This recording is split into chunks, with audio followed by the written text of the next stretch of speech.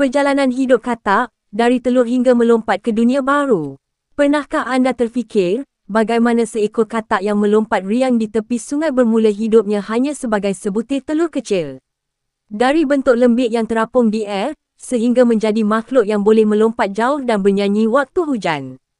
Inilah kisah luar biasa, kitaran hidup seekor katak.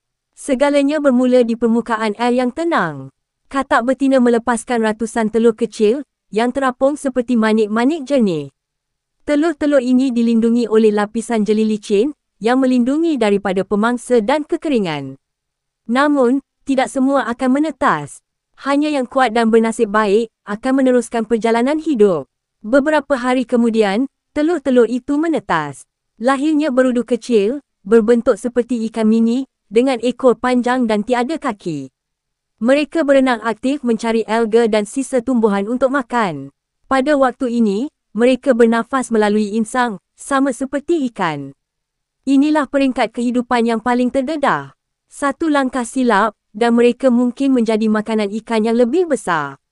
Hari berganti minggu, dan sesuatu yang menakjubkan berlaku. Dari badan kecil itu, muncul kaki belakang, diikuti kaki depan. Insang mula hilang, digantikan dengan paru-paru. Ekor yang panjang mula mengecut sedikit demi sedikit. Inilah proses luar biasa yang dipanggil metamorfosis, perubahan bentuk hidup yang nyata di depan mata.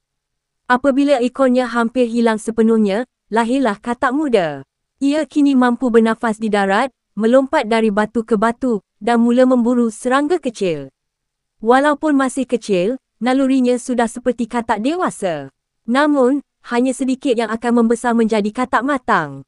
Dari sebutir telur kecil di air, menjadi makhluk amfibia yang mampu hidup di dua dunia, air dan darat. Kitaran hidup katak bukan sekadar perubahan bentuk, tetapi bukti keajaiban alam yang sentiasa berkembang.